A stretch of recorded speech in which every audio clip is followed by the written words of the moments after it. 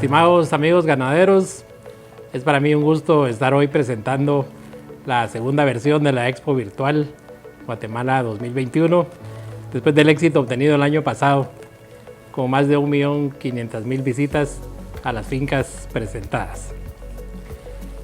También nos llena de mucha satisfacción que así como hace 23 años nos tocó innovar la forma de cómo hacer las ferias ganaderas, cuando por primera vez en Tikal Futura hicimos la feria que se hacía en la Aurora, y a la actualidad el sistema que se utiliza para amarrar el ganado, para poner las camas de arena, surgió a partir de esa iniciativa. Hoy estamos en una nueva era, voluntariamente, pero de alguna forma son herramientas que teníamos tecnológicas que no las estábamos usando plenamente. El día de hoy yo quiero, más que inaugurar un evento, quiero abordar temas concretos, porque siento que la ganadería la comparo con el país. Es un país tan rico que a pesar de los pasajes sigue siendo rico, y la ganadería es igual. O sea, solemos quejarnos que la ganadería no está bien, que está más o menos, pero nosotros que recorremos 21.000 kilómetros en una feria nos damos cuenta que la ganadería es más fuerte de lo que nosotros mismos sabíamos. Y para esto quiero presentarles a un invitado muy especial, el licenciado José Santiago Molina. Él es ganadero de tradición, Ganadería Palmira, todo el mundo lo conoce, quienes fueron galardonados con el Mérito Pecuario Internacional de ABCZ en el año 91. José Santiago es licenciado en Ciencias Económicas con una maestría en Administración de Empresas, con una amplia experiencia a nivel gremial. Fue presidente del CACIF, actualmente presidente de la gremial de palmicultores, y una persona con un criterio muy amplio a quien doy la bienvenida en esta oportunidad. Jaime, muchas gracias por la invitación a esta inauguración de la segunda exposición virtual 2021, que como bien dijiste, tuvieron que hacer esa innovación el año pasado por la crisis de la pandemia. Y la verdad es que sí es de aplaudir los resultados que tuvieron en el 2020 y que ahora pues deja un estilo que creo que si lo sabemos aprovechar, tanto los que creamos ganado, en el caso nuestro de registro, ustedes con TV Agro, los compradores de reproductores, que son a quienes nosotros nos debemos en nuestra empresa, y toda la ganadería en general, creo que por esta vía va a ser un medio mucho más rápido, más eficiente de comunicar uno a otro lo que uno hace. Así que muchas gracias por la invitación. Ok, gracias. Pues lo primero que quisiera que nos comentaras, ¿qué tan importante es la ganadería de un país? Pero yo creo que lo primero que hay que entender es el consumo de las personas. Y hasta donde yo conozco, la leche y la carne son dieta por lo menos de todos los países que he visitado. Entonces la ganadería viene siendo pues obviamente la fuente de producción de la leche de vaca, como le llaman en muchos lugares, la leche bovina en el caso del bovino, o la de búfala en el bufalino, etc. Y la carne, pues la carne de res, que es muy apetecible, sobre todo en estos países tropicales donde se producen ganado con carne de alta calidad. Hoy nos vamos a enfocar un poco más al ganado de carne porque la mayoría de los que participan están en ese rubro. Entonces quisiera preguntarte, ¿cómo ves la industria de la carne a nivel mundial? Bueno, pues yo lo que leo, sobre todo los fines de semana, sobre el tema pecuario mundial, es que hay una buena parte del mundo donde la producción de carne que sigue siendo retos, como en el caso de Brasil, como en el caso de Australia, el caso de los Estados Unidos, el caso de la Argentina. Estos países más pequeños, que sin duda alguna debe ser un reto, pero no son los volúmenes que se suplen al mundo. Cuando uno revisa los datos de Brasil, donde hay 220 millones de cabezas de ganado, que es el equivalente a la misma población que no es el caso de Estados Unidos, donde hay menos ganado que la población. Entonces uno empieza a entender el por qué Brasil se volvió un país exportador, y entiendo que es ya no solo que atiende su demanda nacional, sino que exporta al mundo, y entiendo que ya es el mayor exportador del mundo. Entonces yo lo que veo es que donde hay organizaciones gremiales y donde hay ministerios de agricultura o ministerios de ganadería o ministerios de pecuaria, como le llamen en cualquier lugar, y donde se pueden hacer trabajos en conjunto, es donde va sobresaliendo la actividad pecuaria. ¿Cómo ves el potencial de Guatemala como productor de carne y cuáles son sus herramientas a favor? Que sé que somos privilegiados en un montón de temas, pero ¿cómo visualizas tú eso? Pues yo creo que lo primero hay que partir de datos, y yo creo que hoy día el Ministerio de Agricultura, Ganadería y Alimentación no tiene esos datos.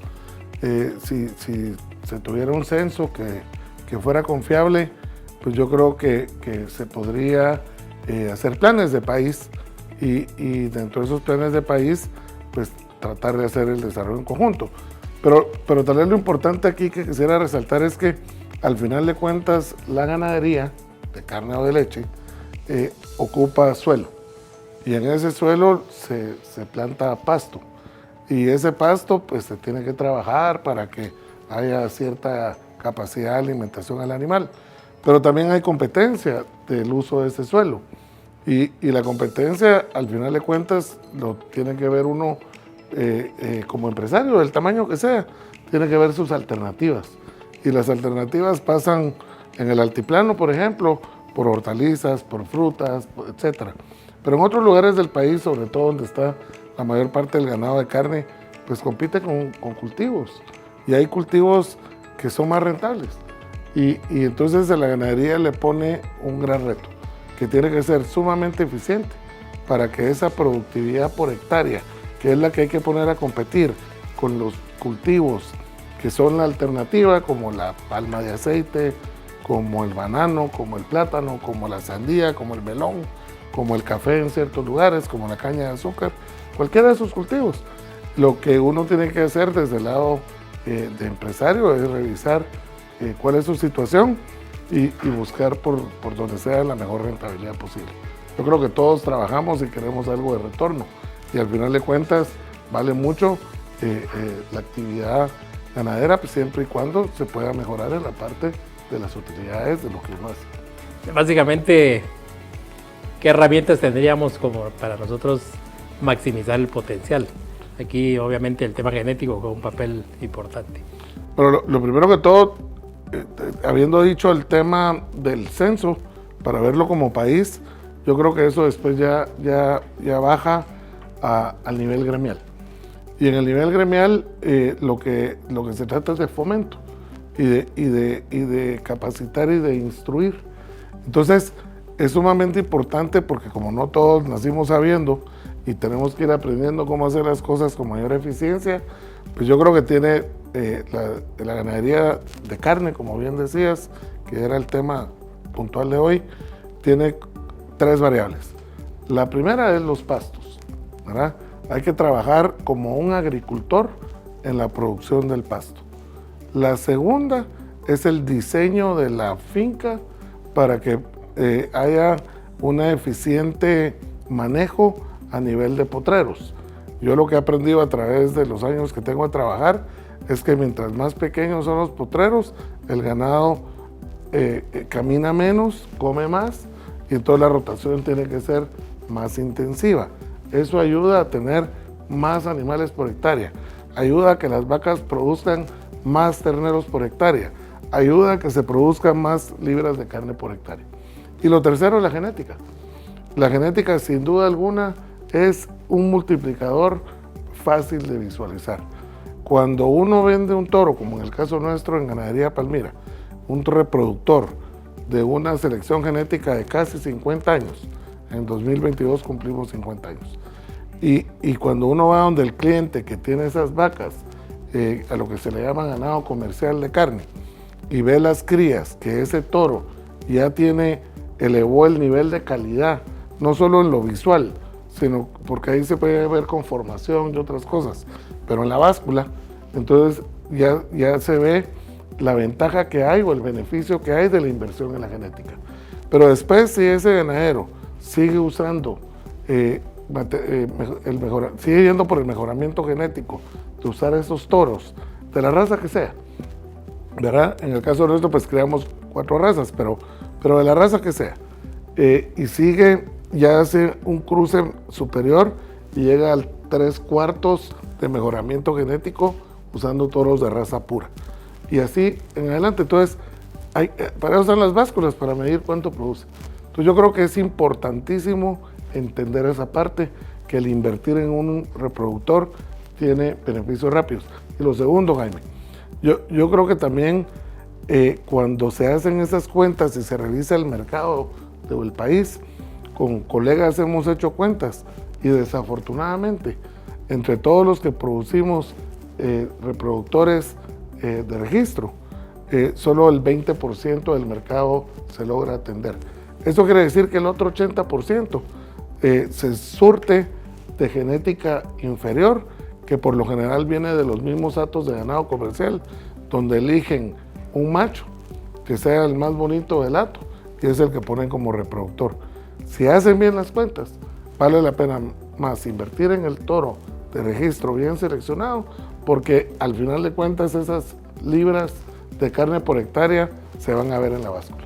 Una de las formas de diseminar esa tecnología, compartir experiencias, es importante el tema gremial, pero yo siento muy atomizado ese tema en Guatemala. Hay asociación de ganado lechero, asociación de lechero rojo, de lechero... o sea, hay demasiadas asociaciones por raza, por departamento, pero ¿cómo ves tú la capacidad asociativa de nosotros los ganaderos?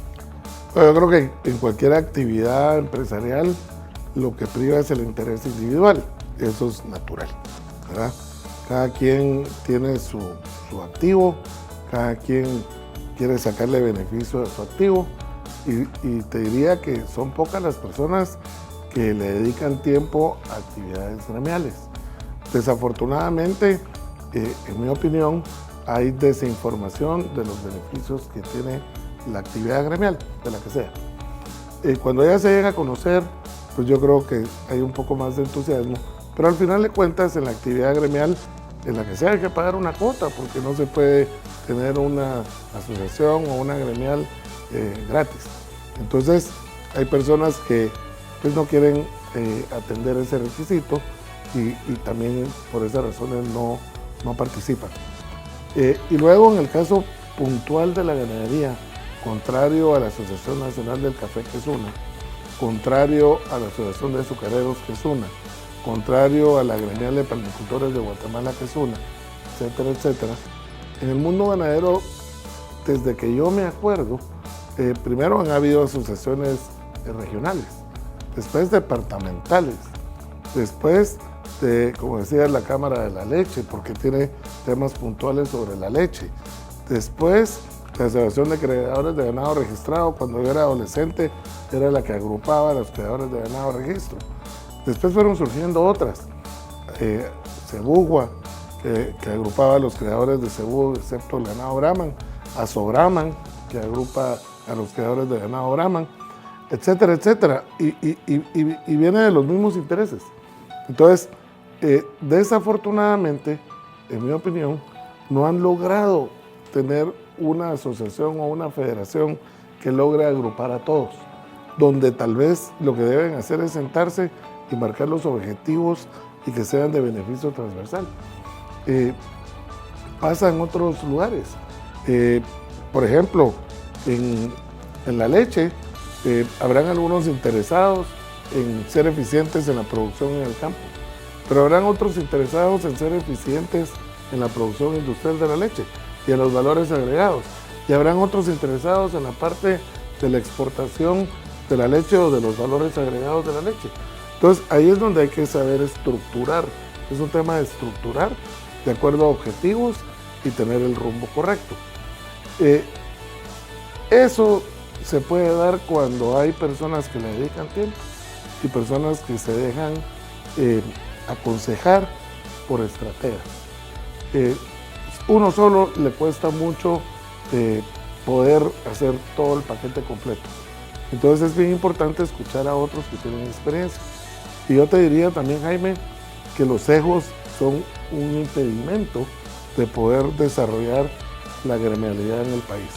Se generan discusiones a veces sin sentido, pero que el ego le gana a la razón. Y lo que tenemos que hacer es regresar a entender que desde el interés individual hay temas transversales que se pueden hacer de beneficio común y entender el bien común, y tal vez de esa manera se va a lograr. Y la otra es que haya contenido, porque si solo se va a llegar a una asociación a sentarse a contar chistes, no estoy hablando de ninguna particular, pero que el interesado pierde el interés porque no hay beneficios a cambio, pues se va a desgranar. Okay. Si produces mejor calidad de carne, obviamente tiene que haber una industria que te la compre y que te la pague por calidad. ¿Cómo ves la industria de carne en Guatemala en general? Yo creo que aquí se perdieron muchos años volviendo a mi adolescencia o hasta mi infancia. Yo me acuerdo muy bien de que en el caso de mis dos abuelos, del lado paterno y del lado materno, pues los animales gordos terminaban en una compañía que los compraba y los destazaba y los vendía. En aquel tiempo me acuerdo yo de Exhuapagra, me acuerdo de Procasa y me acuerdo del Ganadero. Estoy hablando hace 40, 45 años. Pero yo creo que eso se fue perdiendo en el tiempo. Entonces se perdió lo que yo le llamo en el caso del aceite de palma, la agroindustria, o en el caso de la industria azucarera, la agroindustria. Y yo creo que se perdió por falta de visión y por alguna falta de poder tener interlocución con las instituciones públicas que deberían de haber apoyado que eso se siguiera dando. Al final de cuentas, el que produce quiere vender su producto de la manera que le sea más rentable a uno al final de cuentas, pero hay una competencia que no es leal en el tema de la ganadería. Y en el tema de la ganadería de carne, la competencia que no es leal son los rastros que no son controlados, los que no tienen control sanitario ni control fiscal. Entonces también hay que entender que para que la agroindustria funcione, pues tiene que haber normas, tiene que haber reglas, y si no hay un control sanitario de los rastros que algunos le llaman clandestinos, y yo le llamo nada más que no están dentro del marco de la legalidad, pues no van a poder competir, porque tienen costos mayores, porque tienen infraestructura, tienen impuestos, etcétera, etcétera. Pero ese es un pendiente bien grande que ni siquiera desde el Ministerio de Finanzas ni el Ministerio de Agricultura se han atrevido a entrarle. En el ejercicio de mi cargo en la Cámara del Agro y en el CACIF como presidente y como director, fueron temas que en su momento tocamos con los ministros de turno, nunca lo hicieron. Y ese es un pendiente grande, porque al final de cuentas se compite. Y países como Nicaragua y como Honduras y como México sí lo hacen. ¿Por qué no lo podemos hacer aquí? Falta de voluntad política para empezar, falta de dedicarle tiempo desde el lado privado para esa gremialidad, para esa unidad de gremio que decías, que le hace falta al país. Y al final de cuentas es un tema de liderazgo, porque lo que tienen que tener es un líder que logre agrupar, o varios líderes que logren agrupar, que se sienten esos líderes a buscar el bien común, no el bien individual. Ya cuando uno pasa al gremio se busca el bien común, eso hay que entenderlo. Y solo así yo creo que lo van a poder hacer. Pero yo creo que se pueden llegar a acuerdos para que se pueda dar. Hay mercado para eso, hay mercado en el mundo y hay mercado en el país. Tenemos el caso de un expositor nuestro del año pasado que tiene una planta certificada con todas las de ley y su gran problema es el IVA. O sea, él necesita que le den factura y la gente no le da factura. Entonces, este viene siendo otro tema que da mucho que hablar, la formalización fiscal, que de alguna forma tenemos que abordarla. ¿Cuál es su opinión en ese respecto? Ese es un tema muy complejo porque, a ver, Tal vez lo primero que hay que resaltar es que Guatemala necesita el empleo formal. Hay cifras que acabo de ver hace poco que anotan que desde la OIT, que en Guatemala la informalidad está entre el 70 y el 80%. Y eso es alto si nos queremos comparar en América Latina.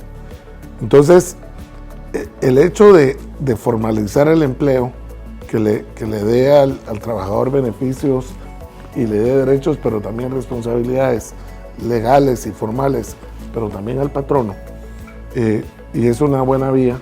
Yo creo que ese es un primer principio para poder ir formalizando la parte fiscal. Ahora bien, ¿por qué el ganadero no quiere dar factura? Yo no te sabría dar la respuesta. Yo lo que he escuchado es que porque es muy alto el IVA, que porque después cuesta mucho porque la SAT es complicada. O que es para controlar cuántos ganados tienes. Etcétera, etcétera. Pero también el problema del país es que la tributación es baja. O sea que este es un país que se paga entre el 10 y el 11% del PIB en impuestos. Y al final de cuentas lo pagan 3,000 empresas más o menos. O sea, esos hay datos ahí. El IVA y el ISR son los impuestos que más recauda la SAT.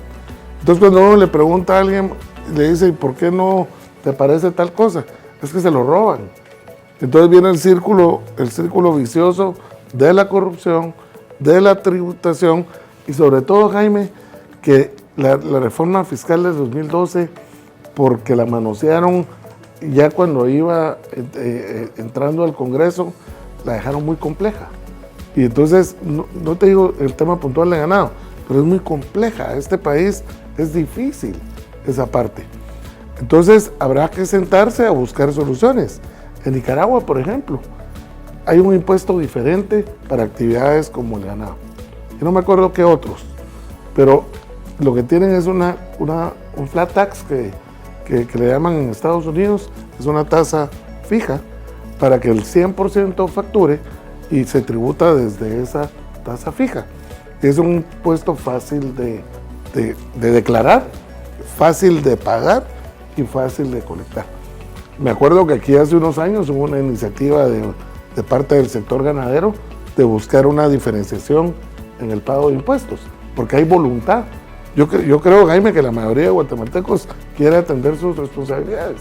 Quieren un país mejor, queremos un país mejor, pero también hay que poner las herramientas, hay que simplificarlo, hay que hacerlo ver a la autoridad en esa materia, que desde el escritorio no se puede corregir el país. El país se corrige haciendo y se corrige tributando, sí, pero cuando hay una forma simple, porque hay que trabajar. Ni modo que hay que hacer cola todo un día para ir a pagar y descuidar el trabajo. Hay que hacerlo simple, hay que digitalizar, hay que pagar en línea. Hay que ir a ver a países vecinos, no hay necesidad de ir al primer mundo. Ya se puede hacer todo desde el celular, se podrían hacer esas cosas. Yo creo que si los niños hoy día están capacitados para usar la tecnología, yo creo que con una de las charlas que dan ustedes en TV Agro, se le puede capacitar al ganadero a hacer una tributación. Pero hay que ir al lado de la autoridad para que en el Congreso de la República hagan algo simple, donde todos podamos pagar con facilidad. Ok, ya para ir terminando. Hablabas de liderazgo, hablabas de rectoría, hablemos de MAGA. ¿Se necesita un viceministerio de ganadería? ¿Tú crees que es necesario? ¿Crees que puede ser el ente que dirija una reforma, o por lo menos que ayude a integrar? Desafortunadamente, empezando por el Ministerio de Educación, siguiendo por el Ministerio de Salud y luego varios ministerios, incluyendo el MAGA, el pacto colectivo es terrible.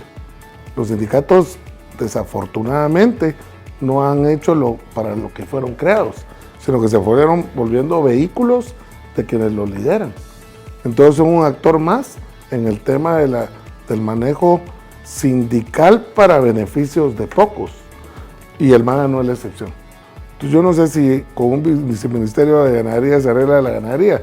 Yo creo que lo que hay que arreglar es la estructura de los ministerios por los temas de que hay cooptación y eso no permite eficiencias. Igual pasa en los puertos. Entonces yo creo que lo que hay que hacer es una reforma del Estado desde ese tema. Si no entendemos que a través del tiempo hay que ir reformando hacia el bien y ir simplificando todo el manejo, no se va a mejorar. ¿Qué se logra con un Ministerio de Ganadería? Hay que preguntarse qué se quiere. ¿Se quiere un fomento? ¿Se quiere un apoyo al pequeño propietario? Habría que revisar qué se quiere o qué se necesita y desde ahí estructurarlo. Entonces, contestar que si ayuda o no ayuda, no sé. Yo creo que primero hay que quitar todo ese gasto que está de más, que hace que el país no progrese como pudiera progresar. Y para terminar, es difícil, el tema es complejo, tiene muchas aristas, pero una idea que pudieras darnos cómo empezar a ordenar las cosas. Buena palabra, ordenar las cosas. Yo estaba viendo el domingo, si no me equivoco, un conversatorio del expresidente de España, José María Aznar, con el que va a ser el candidato en un año o dos del Partido Popular de España, un joven de 40 años, Pablo Casado. Tengo el gusto de conocer a José María Aznar, he aprendido algunas cosas de él. Y en ese conservatorio, que lo pueden buscar en YouTube y es una maravilla escucharlo, y tener paciencia porque dura como 1 hora y pico. Él habla que hay que ordenar el país, a la de España, por supuesto. Pero lo interesante de partir de la palabra que dijiste para ordenar, es que ahí relata él perfectamente lo que está desordenado. Primero lo primero. Primero lo primero. Hay que hacer el análisis. Y de veras que hay que ordenar este país también. Yo creo que desafortunadamente se fue desordenando en diferentes cosas, ¿verdad? Y aquí no se trata de echar culpas y esto y el otro. Al final todos somos responsables. Pero lo que sí es importante es que desde las gremiales, desde las cámaras, desde el sector académico, que es muy importante, y desde el mismo sector público, que hay que reconocer que cuando la casa está desordenada, no hay eficiencia si no hay dinero que alcance. Entonces viene todo este debate del presupuesto de la nación y todo el uso de los fondos, etcétera, etcétera. Es como uno, si uno tiene una vida desordenada, no hay dinero que le alcance. Entonces, sin duda alguna hay que ordenar la casa. Yo creo que viene desde los dos lados. Yo creo que hoy día, por ejemplo, el ministro de Agricultura, en mi opinión, es una persona de muy buen nivel, con muy buena voluntad política, con buen conocimiento técnico de qué es lo que se debería de hacer. Y quizá sentándose desde el lado privado y desde el lado académico y decir, bueno, la ganadería tiene que mejorarse, pero para mejorarse hay que ordenar esto, reorganizar esto, inventar esto, innovar en esto y hacer un plan de país desde ese lado. Pero ¿sabes qué es lo que me preocupa? Que entiendo que de toda el área agrícola pecuaria del país, la mayor parte es la ganadería. Y del Producto Interno Bruto de la parte agropecuaria no viene de esa mayor parte del área en uso, sino que viene de otros, ¿verdad?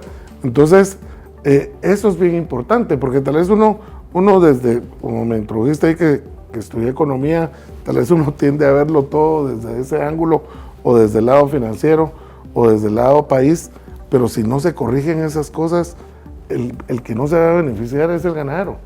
Y yo creo que programas como TV Agro, seminarios que se pueda dar capacitación, yo creo que todos tienen de naturaleza la gana de ser más productivos, de naturaleza la gana de compartirle uno al otro para que seamos más productivos en plural.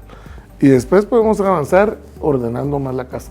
Pero desde los liderazgos, que era lo que me decías, tiene que venir también. Y yo creo que, sin duda alguna, lo que haces es parte del liderazgo. Aunque sea una empresa, aunque sea una empresa de servicio, una empresa de comunicación, se traslada. Y la comunicación es lo más fundamental que se necesita para poder trasladar esos liderazgos. Eso es lo que se necesita, que personas como Jaime Bustamante y como varios líderes del sector agropecuario trabajen con el sector público y el sector académico, con el Congreso de la República, etcétera, etcétera, para encontrar esa hoja de ruta de la formalidad y de la productividad. Pues amigos, ya vimos que el tema es complejo, sin embargo hay formas de hacer las cosas, otros gremios lo han logrado y yo te agradezco, José Santiago, los consejos, las observaciones que nos haces y no dudo que este puede ser por lo menos una sacudida de cerebro para decir uno, bueno, la verdad que sentémonos a hacer algo bien. Jaime, si me permitís, porque la audiencia puede decir, ¿y quién es este que viene a decir esto y lo otro? Pues yo creo que hay que predicar con el ejemplo. Me introdujiste como presidente de la Gremial de Palmicultores de Guatemala. Hace 13 años, Jaime, se fundó la Gremial de Palmicultores de Guatemala, porque vimos una necesidad entre los que producimos palma de aceite y los que producen aceite de palma. Había una necesidad de unirse, y había una necesidad de unirse por varias razones, pero que hoy día lo que se está viendo es que hay una unidad de gremio, donde nos compartimos entre todos buenas prácticas agrícolas, buenas prácticas industriales y que juntos estamos logrando hacer muchas cosas en el mercado mundial. Guatemala es el país que más produce aceite de palma por hectárea en el mundo. En el mundo. Igual que el banano, Guatemala es el país que más produce banano por hectárea en el mundo. La caña de azúcar es como el segundo o tercero. Eso es impresionante. O sea, aquí se trabaja bien. Y aparte de eso, Jaime, siendo un país pequeño, de solo 108,000 kilómetros cuadrados, y la palmicultura, siendo pequeño, son 180,000 hectáreas, pero generan empleo de 30,000 empleados permanentes porque se produce todo el año. De los indirectos, 100 y pico mil de empleos de toda la cadena de suministro que genera la palmicultura. El empleo es formal, revisado por la Inspección General de Trabajo, etcétera, etcétera. Y se hacen en los mismos suelos. Entonces, ese es un ejemplo de que en la base gremial se puede beneficiar uno a otro. Y desde la base gremial se puede trabajar con las instituciones públicas para buscar el beneficio, por supuesto, del interés individual del palmicultor, pero después del gremio, pero al final es del país. Todo lo que ya hace la palma de aceite a nivel de beneficio de empleo, de beneficio social, ya en el tema de sostenibilidad, que es la hoja de ruta principal. Guatemala es el país que más produce aceite de palma con certificación sostenible de América, ¿verdad? Y entonces por eso está en el mapa. Yo no veo por qué la ganadería no pueda. Más complejo tal vez, porque está en más áreas del país, más actores, pero se puede hacer. Yo lo que haría, mi recomendación, si a alguien le interesa escucharla o analizarla, es integrar. Hay que tener la capacidad de poder integrar, de que el animal gordo se vaya a un rastro que cumpla con todas las de ley, como la persona que decías, o la empresa que decías, y que esa persona tenga la capacidad de surtir al mercado local con toda la trazabilidad del caso y que pueda llegar al mercado internacional, pero que le hagan 10, que le hagan 8. O sea, hay cancha para todos. Gracias. Yo siempre he dicho que las mamás decían, es que aquí se come carne todos los días. Sí. Era como un orgullo. Entonces, de hecho, esa cultura de comer carne existe, todavía existe, y la tenemos que pelear, porque obviamente las otras carnes pues nos han aventajado, pero la carne de res es la carne. O sea, vos no decís, me voy a comer una carnita y te comes un churrasco de pollo, pues. Entonces, de alguna forma hay cultura que hay que aprovechar. Estos países son bien poderosos en cultura, digamos, la parte económica es fundamental, la parte política, pues ni modo, pero la parte cultural es así, como lo decís de la carne. Sin embargo, hay competencia, y la competencia, si la agroindustria de la carne de res no funciona, o no funciona con eficiencia, pues ahí van los otros. Entonces, con alguien conversaba hoy y me decía, es que el pollo aquí, y que los mariscos acá, y que la pasta acá, y empiezan a ver los carbohidratos y la proteína, pues hay sustitutos, ¿verdad? Entonces yo creo que cada quien tiene que revisar eso, y tiene que ser competitivo, hay que hacer bien las cuentas. Y en la medida que se gana dinero, el dinero se reinvierte. El dinero, algunos lo guardan, la mayoría lo reinvierte. Eso es natural, pero en la medida que llegas a producir la mayor cantidad de libras de carne por hectárea, te va a ir mejor.